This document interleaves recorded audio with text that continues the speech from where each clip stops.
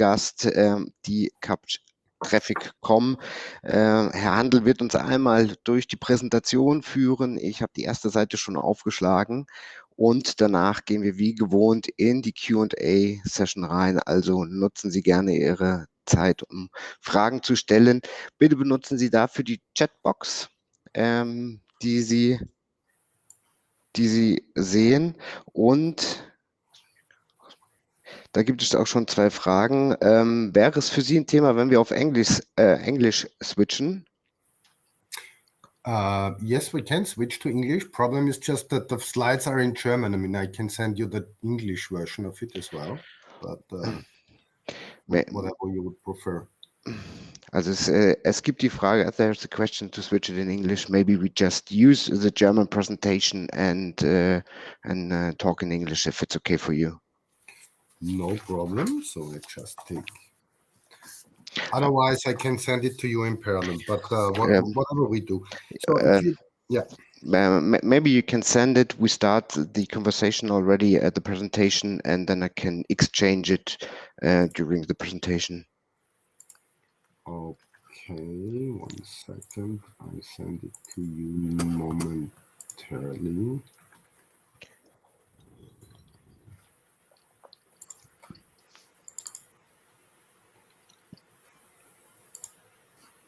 Okay, so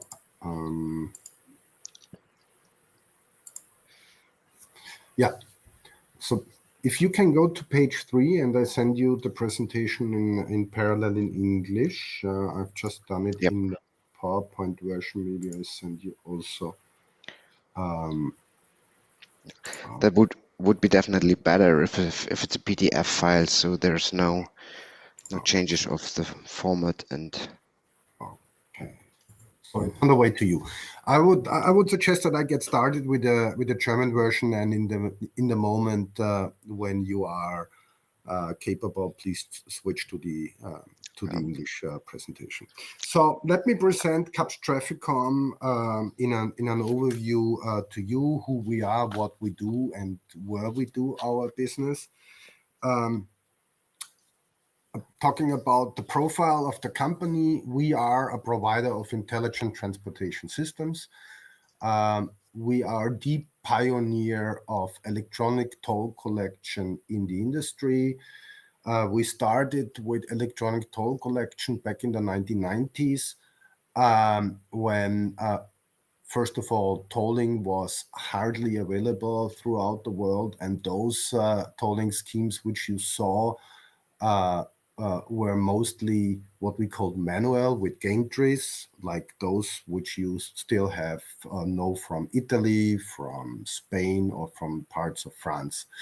When I talk about tolling and electronic toll collection in particular, what is that all about? You have a system which tolls vehicles. Could be all classes of vehicles, or just passenger vehicles or commercial vehicles, electronically, and the toll fees are charged per usage. So mostly you have a fixed tariff for 1 kilometer driven on a highway or a motorway. The tariffs is under the full and sole responsibility of the operator of the road. So in most cases, the government. What we do is we provide the infrastructure for that and the technology, meaning that we provide the roadside equipment which you need, and in an electronic system you need a so-called transponder in the car, which communicate with each other, plus the back office, which is handling all the transaction and secures the payment of transactions. So we have started this business back in the 1990s. What we have focused on from the beginning, and you will see a slide later on, is that we offer end-to-end solutions. So we design and build the system, plus wherever possible, we also operate the system. For the components which are used in such systems, we have our own in-house manufacturing. We have more than 100 offices or sites in more than 25 countries in the world, with roughly 4,000 employees. Our strategic focus is on the Americas, so both North and South and Latin America, on EMEA, which is Europe, Middle East, and Asia, and on APAC, Asia Pacific.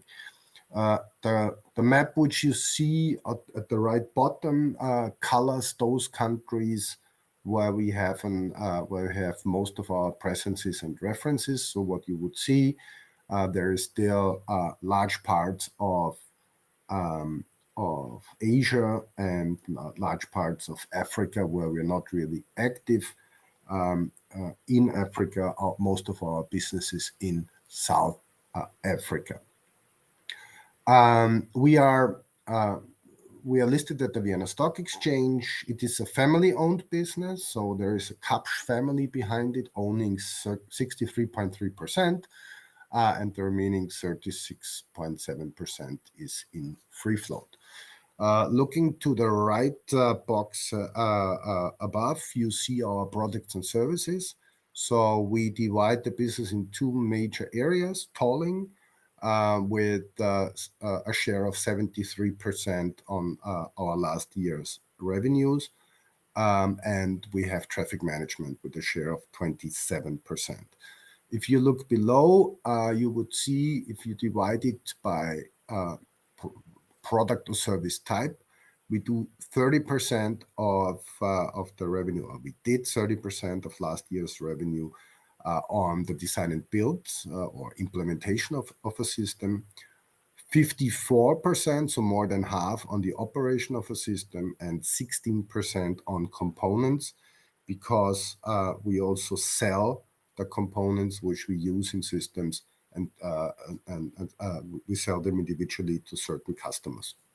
In most cases, this is, for example, private road concessionaires which have their own system and which buy components from us, primarily the transponders in the car. If you look at the financials in the last 4 years, you would see that in the last fiscal year 2022-2023, which ended on the 31st of March, we did a bit more than 550 million in revenues with an EBIT of 8 million. And yeah, so now you're switching page 3. One more.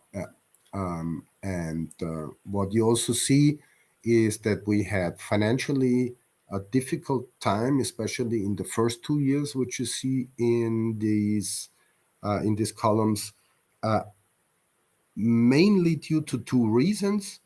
One reason was that we were awarded a contract to design, build, and operate private car tolling system in Germany, which unfortunately was terminated or cancelled at some point in time. We went into an arbitration proceeding with the Republic of Germany, and finally found a settlement just 2 months ago in July. So we were suffering from that because we had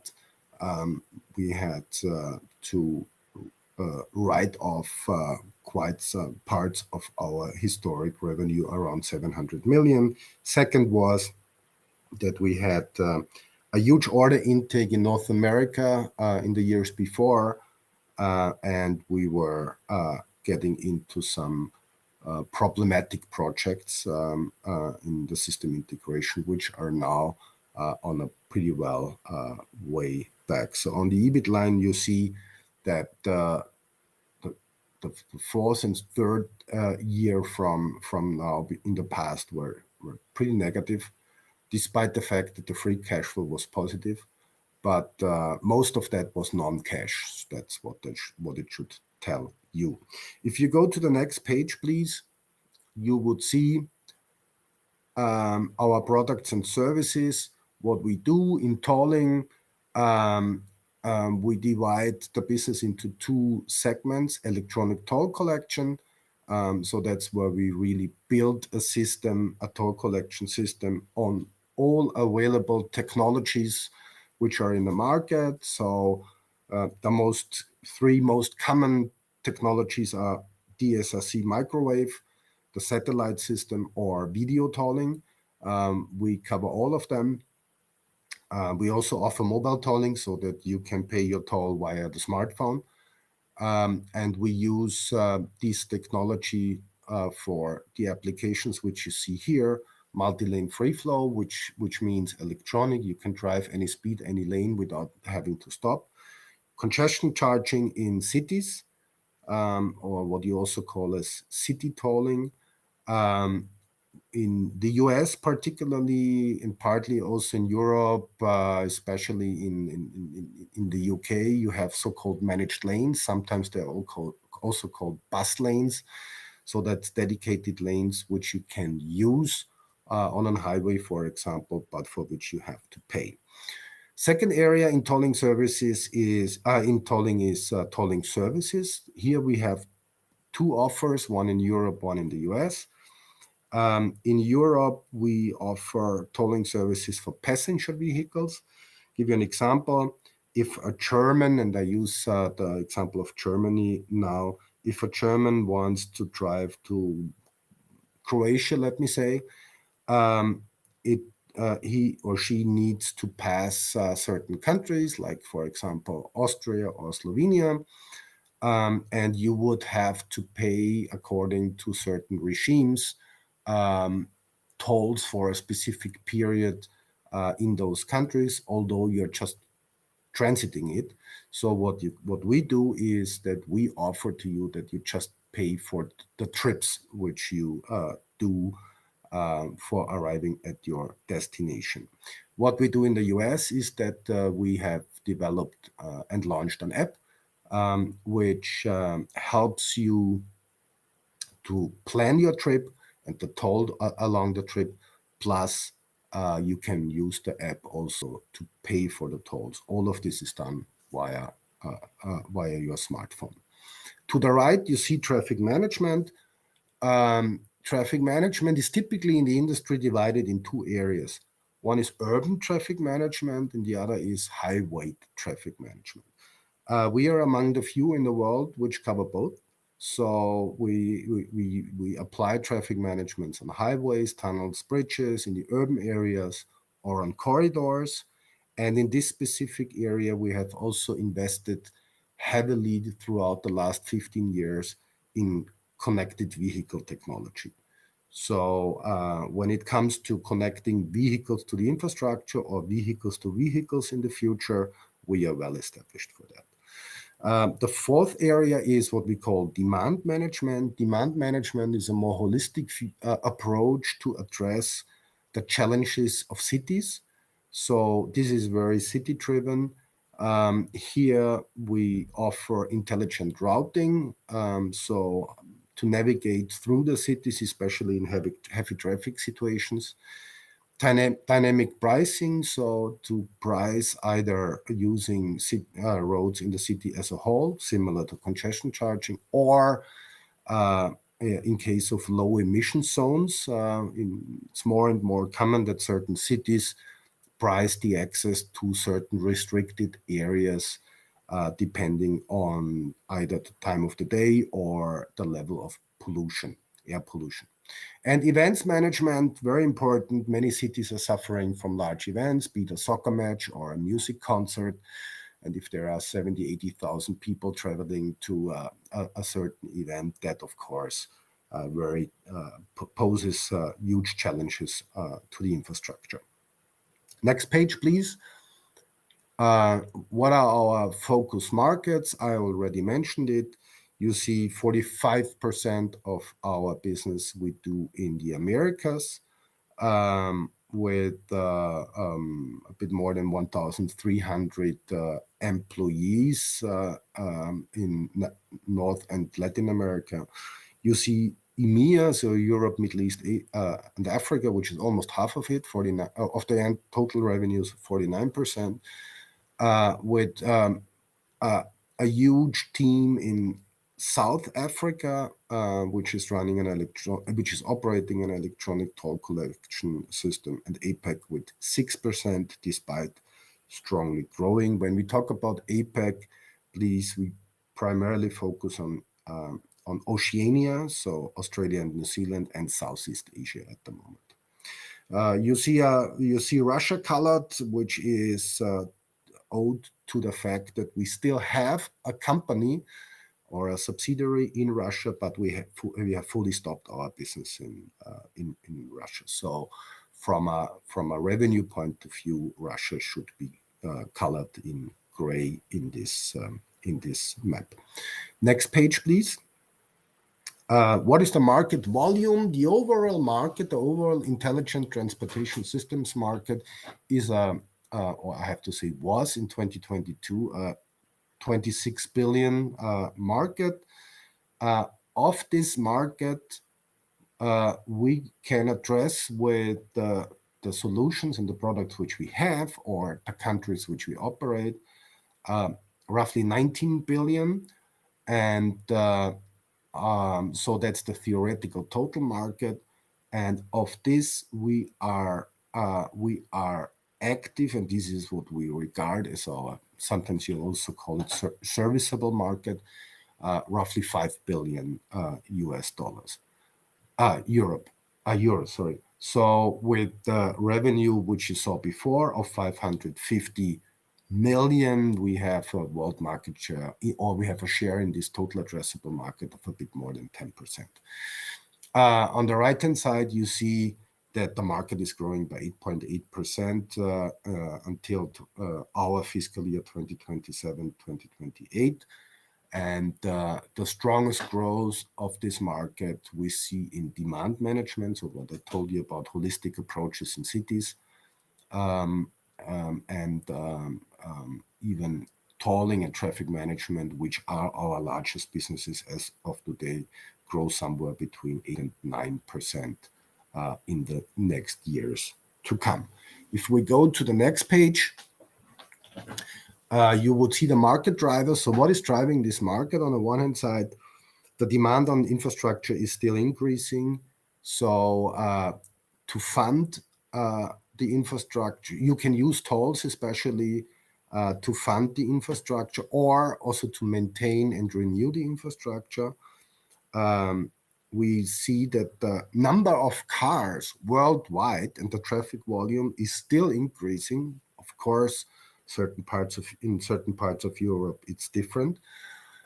Keep in mind that the electrification is, of course, positive from an ecological point of view, but governments are losing income, especially on fuel tax income, and they need to find alternative ways of an income.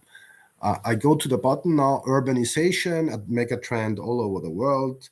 Of course, more and more people will live in cities, and traffic infrastructure in cities can only be extended in a limited degree. So you will need more intelligent solutions to better manage the system.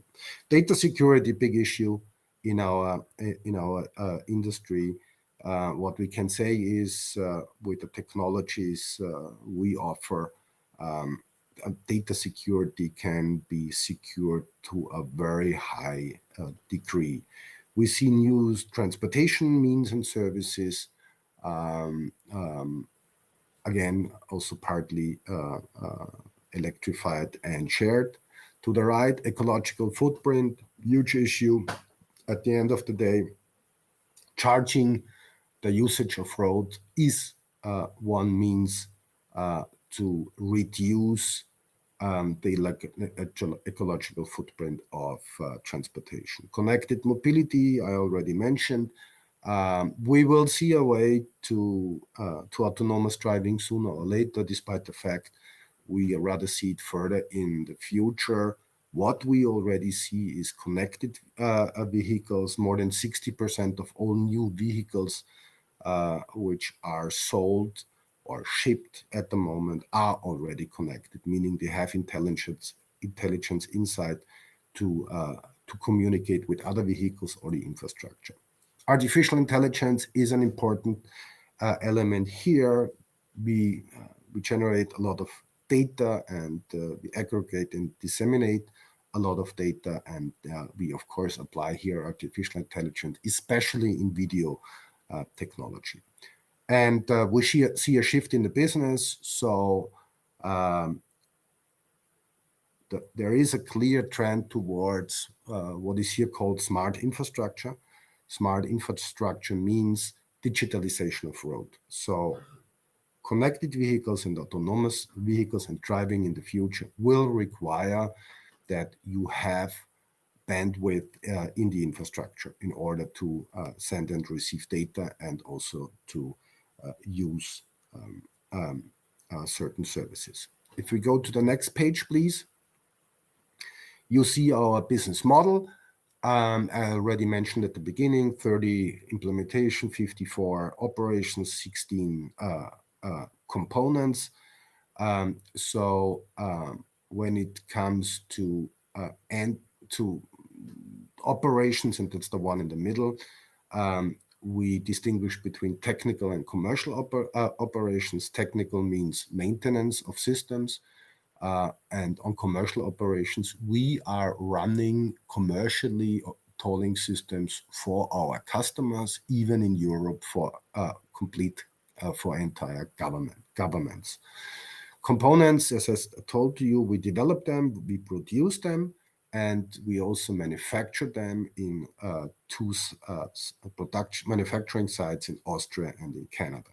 And whenever we have all three, so implementation, operations, and components, we talk about an end-to-end solution, which we deliver as a one-stop shop. So we don't need any other partner in such a scheme. We can also all do with our own resources. Next page, please. Strategy. The strategy, or our strategy, foresees that three main pillars. As you see in the subtitle, we optimize and expand our leading position in the future markets of tolling and traffic management. So that's our core businesses from the last years. But we expand into adjacent businesses, and that's the two businesses which I mentioned to you before, tolling services and demand management, but also in smart traffic management, meaning the digitalization of roads. What you see in the line below is that our goals are that we are recognized as a thought leader in the industry. We can say, especially in tolling, we are world market leader, both in terms of revenue and in terms of references.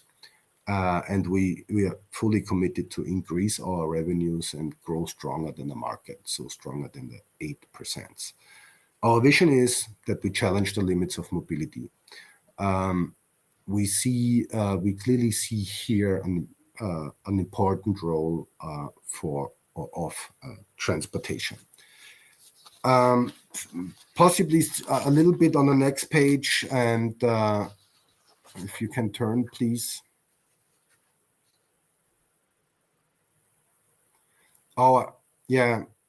Probably to go to the share, that would possibly, sorry for that, which is, yeah. So what you see here is our share and some information on the shares. You see that we have 36.7% in free float. Our current share price is at 10.50%. At least it was a couple of minutes ago. To the right-hand side, you see the research coverage and the recommendations, also the target prices. So there's quite some upside. On the selected events, you would see that that yesterday we had an annual general meeting, and in this annual general meeting, we decided, among other things, that we would issue, or we would go into a capital increase, or at least we got the approval for a capital increase. What we also did yesterday is that we made a pro forma simulation of the consequences and the impact of our settlement in Germany to our financial most important indicators. So what we have to say is that whatever you see here, especially on the balance sheet side, will dramatically improve when we will, as you see here, present the half-year figures or results in mid of November. ESG, maybe you go to the previous page, please. One before. Yeah. So ESG is, of course, important for us. What you could see here is that already 99.7% of our revenues are taxonomy eligible, and unfortunately, a small 4.4% is aligned, which we hope to increase in the near future with upcoming legislation in the European Union. And if you go one previous, please, you would also see that sustainability is important for us. Our strategy 2027 includes a clear green vision. So we are investing a lot in a green portfolio, meaning products and services with a positive ecological balance. We as a company have the goal to become CO2 neutral in 2027.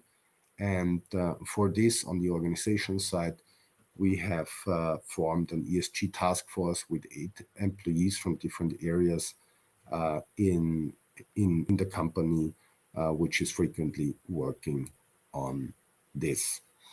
I would like to, or if you go probably, and I now need to guide you to the relevant page, it should be 29. Sorry that I jumped, but I think I would not go too much now into, so what is the outlook for the current financial year? We focus on new business, on cost, liquidity, and financial indicators as a consequence of pretty challenging years behind. We see revenue growth in the single-digit percentage range. So last year we were at 55.3 million. We clearly see here growth potential, especially also because there are major project tenders which are about to be awarded at the moment. And we see a significant improve in operating result, especially also due to the inflow of roughly 100 million euro from the settlement with the German government. Just to drop a word, we did this project in Germany together with our partner CTS Eventim through a joint venture company, and we went through a multi-year arbitration process and finally found a settlement in July. If a question arises, I can certainly also go into financials. If not, please ask your questions now, and I would assume that I go through the questions in the chat, or I don't know, Mr. Hof, if you want to moderate the Q&A session.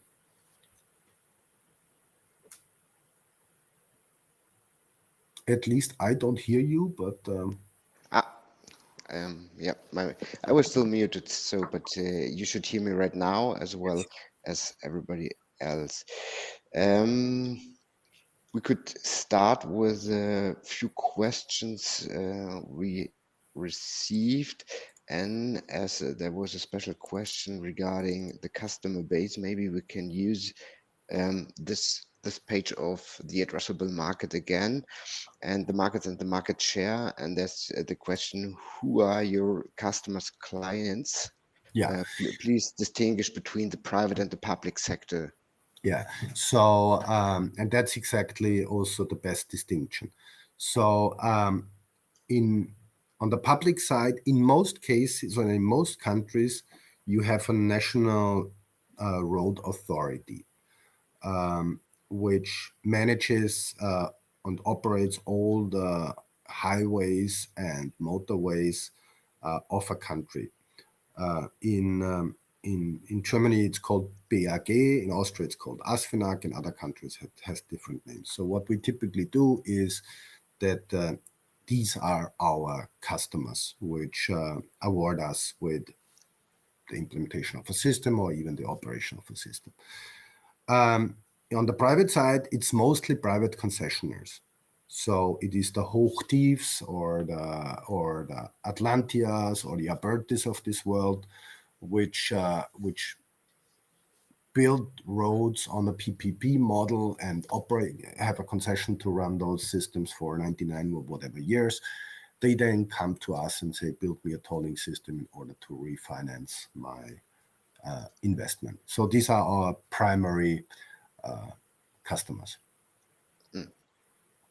And talking about customers, there's another question coming from the audience. What is the key for you to win project tenders? So, I would say in an average tender, and of course every tender is different, but you would have almost an equal split between capabilities and price. So capabilities, do you have the capabilities, and especially very important, the references? The technical capability to answer the tender, and the second part is price. And there is a scoring in each of those tenders, and depending on whether you have the highest score, you will also get the award. Which means you do not necessarily need to be the cheapest. If you have a higher score in quality, or call it quality, then you could also win with a higher price offer than a competitor. May I also answer the what share of revenues is recurring question? Maybe, as you mentioned it. Yeah, already. very simple. Yes, the 54% of operations is recurring. In our view, it is also the components part, because those components which we deliver, they are delivered based on multi-year delivery contracts, which are very often renewed. And the reason why we see that it's recurring is components are, in most cases, are battery driven. So they have a battery, and they have a limited lifetime of somewhere between 6 and 8 years. And after the 6 or 8 years, they need to be replaced. So this is coming back. And that's why, in our view, it's also recurring. Oh, okay. If we just jump back to the topic of the markets and the clients, maybe you could give us a little bit more insight on the competition in your markets. The question was, who are your competitors? And maybe you also extend the answer a little bit regarding USP. So what's setting you apart from your competitors? So on a global level, there is hardly anybody else than we are. So most of our competitors are either on certain continents or in certain regions, partly also local. We are among the few who has really developed a global business, which we see as beneficial because you can use synergies, of course, especially also on the technology side. If we go to Europe, our largest competitor overall is certainly Svarco, which is another Austrian company owned by one member of the Swarovski family. We see Unex, which is former Siemens ITS, now owned by Mundis or Atlantia in Italy. And we see a tolling provider in Norway called Q3. So these are probably our largest competitors. We also see Abertis in Spain, especially Abertis Mobility Solutions, and to a certain extent also T-Systems, because T-Systems has some activities in intelligent transportation systems as well. When you go to North America, for example, you would there have typical local US companies like Transcore or like Conduent. Most of them are primarily focused on North America with little activities outside. So these are probably the largest competitors. So yeah, that's the answer. Yeah.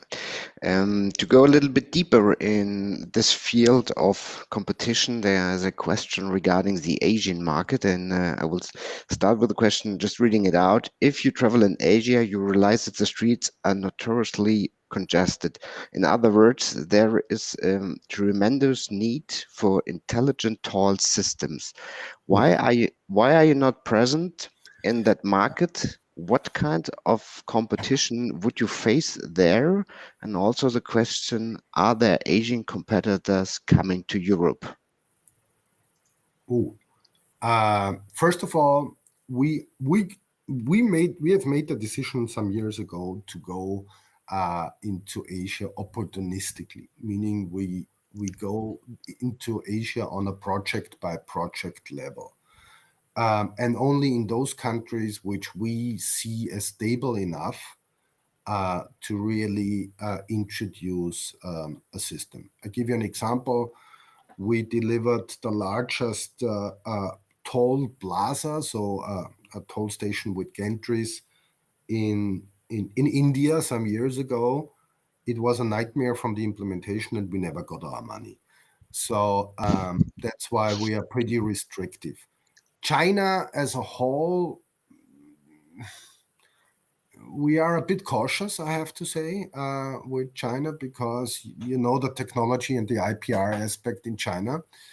But we have pretty decent business in Southeast Asia, in Thailand, for example, partly also India. But we don't have a full coverage in Asia like we do it in other continents. So we are there opportunistically, but we don't have a large presence in Asia. The competitors, and you're right, they are mostly local, and which means that you have to partner. So you go into a consortium with a local partner and you offer together, which typically works pretty well. But do you also face like Asian competitors coming to the European market? We've recently seen the one or other Chinese offer in Europe.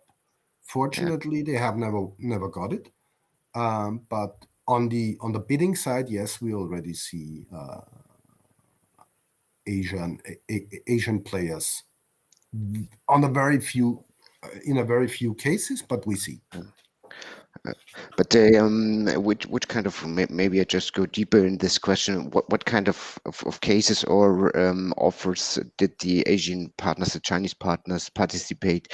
It was like Central European, as the question was, do they come to Europe, or Southern Europe states? What kind of? So we have the last case, we have seen them in Croatia.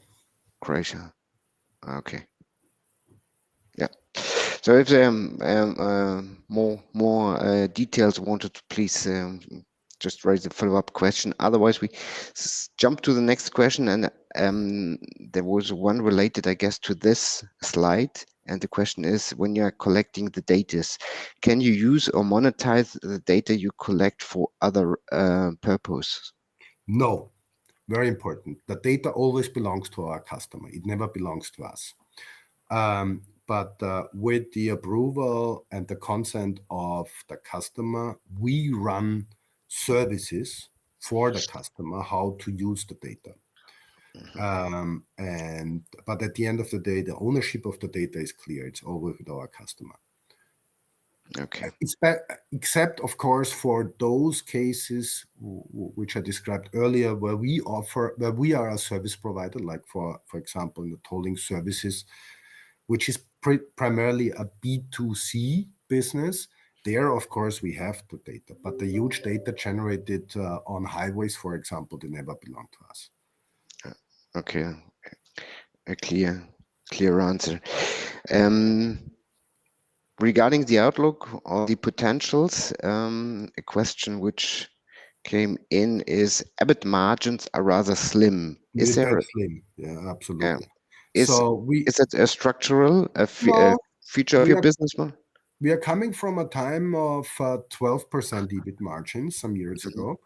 I had to say that was also in a time when we had um, a higher stake of operations. So in the best years, we were at almost 75% of operations revenues, and most of this slim EBIT now is just due to challenges which we had in the last years, especially in North America. So where we still see frequent margin adjustments in old, like we call them, projects.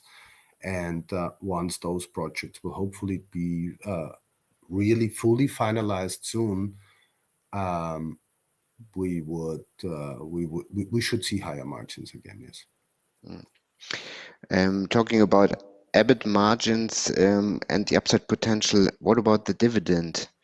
The Yeah. question occurred. We have suspended our dividend policy. Our dividend policy before suspension said we pay out up to 1/3 of annual of the profit of the year. Fact is, we have not delivered the basis for dividends in the future. We have recently gone through a restructuring of financing with our banks, and in this refinancing, we committed not to distribute the dividend for the next 2 years unless we reach certain financial indicators. So we are optimistic that we will reach them, but if we don't reach them for the next 2 years, there is, at least for the next 2 years, there's no dividend to be expected because we are not allowed. Yeah. Talking about projects with different questions. One was still in German, so I will just jump into German, but also translate it. Weiß man Neuigkeiten von den Großprojekten, die demnächst zum Abschluss kommen sollen? And the same question is, are there any news of the finalizing of projects? Yeah. So I take the second first. These are partly projects which are 2, 3, 4 years old, which still have, at the end of the day, it is, you always get a certain confirmation of a customer that the project is fully delivered. And sometimes you may have still certain things you have to deliver. So part of these old projects are terminating daily because it is a frequent progress and process. But the bulk of it we are already finalized in the meantime, and there's just a very few, namely 3 in the North America, which are still about to be finalized. On new projects, yes, we see currently larger tenders. We see in Europe larger tenders in a couple of countries, so namely in Switzerland. We also see a pretty interesting tender in Germany. We see one in Denmark, one, as I mentioned before, in Croatia. We see larger tenders in APAC. So there's especially Philippines and Malaysia is going for larger projects, and we see a number of smaller from a volume perspective, but higher from a number perspective projects all over Americas, especially also in North America. Talking again about the margin and projects as well, how long do these old projects run, which dilute the margin today? That's, I think, was answered already. There is 3 projects left of Okay. these old projects in North America, which hopefully ends tomorrow, I have to say, because once the customer give you a confirmation that everything is delivered, they end it. Jumping into another question, do you measure the return on capital the ROCE as well? No. No, you don't do, because it would be interesting to compare it, but if it's not measured, then it's not a topic to discuss.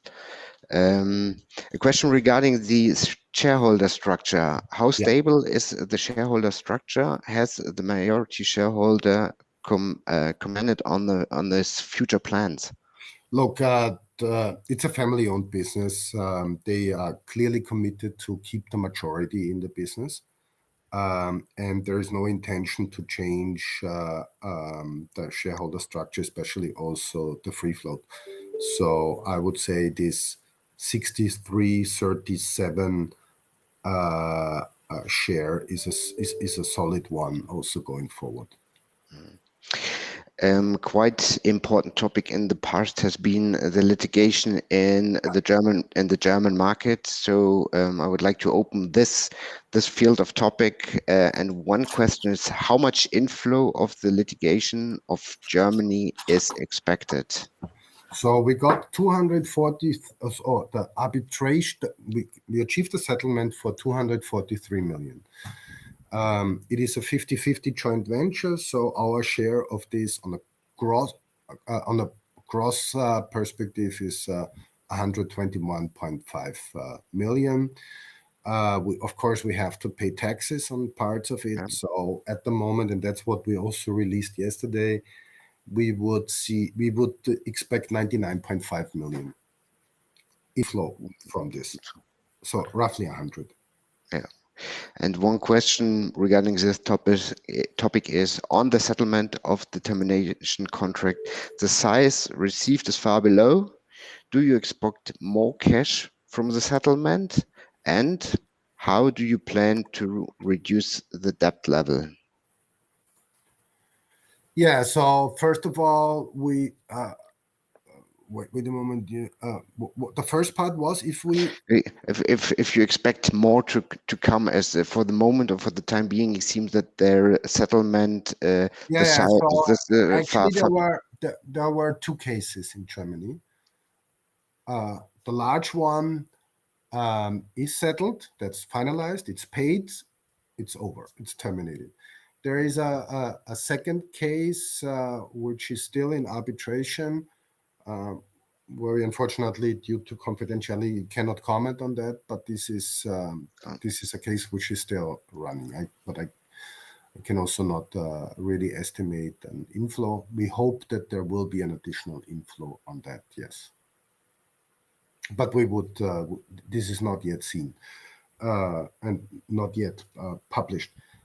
Coming back to your question on how do we decrease the debt, we will of course use large parts of what we already got from Germany to reduce the net debt of the company. Oh, okay. So it looks like we have answered all the questions. So if there are more questions, please use the check box. We will just wait a short or brief moment. But it looks like there's a further question.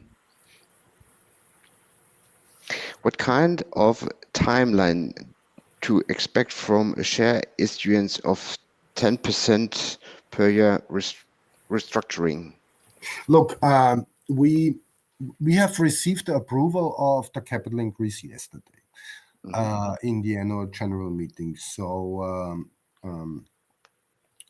we have not started the process because without an approval, we have not done any pre-work. But we will now start to prepare it, and I would say it will come rather sooner than later. We don't want to have it too long in the future. But again, there is no process and there is no bank mandated as of today. Okay. But it's also not a matter of years or months. So again, rather sooner than later. Let's call it swiftly. Quite an interesting question, because talking about issuance of the 10% of shares. Then there's the question of any delisting plans. No. Quite a short answer. There are no delisting plans. So these has been the two follow-up questions. We just can wait a short moment if there are further questions, but it looks like, Mr. Handel, you've answered all the questions. Thank you. And so it's just for me to say thanks a lot for being here today to participate in our roundtable at Ulster Research. And yeah, it's let's just say have a sunny day then. Thank you very much. Yeah. Bye-bye. If there are any further questions, please use the contact details to get back to us or to Mr. Handel, and we will reply all the questions. So, Mr. Hof, if you, I don't know, what are you doing? Are you automatically publishing the presentation or not? Not. We will not, but we can. Okay. No, so, please not, because I have at the back 2 pages which I would like to. Oh, okay. If you want to publish it, tell me, then I would need to send you another version. Okay? We will do it like this. Okay. Wissen Sie was, Herr Handel, ich schmeiß mal alle aus dem Chat raus, dann können wir uns kurz noch austauschen. Wunderbar. War's in Ordnung? Geben Sie mir eine kleine Sekunde. Ich nehme mal den letzten noch raus. Na, selbstverständlich war das in Ordnung. Vielen Dank dafür. Sie haben gemerkt, wir mussten jetzt natürlich am Anfang ein kleines bisschen improvisieren. Tut mir leid, aber ich hab den Link nicht gefunden. Ich meine, ich habe zwar das Passwort und den Code gefunden, aber keinen Link. Alles gut. Ich hatte eben mit Ihrer Kollegin noch kurz gesprochen. Ich weiß nicht, ob Sie sich noch ausgetauscht hatten. Ansonsten treffen wir uns auch gerne immer mal so 5 oder 10 Minuten früher, um vielleicht auch eine kurze Einweisung ins Tool zu geben. Okay. Aber wie dem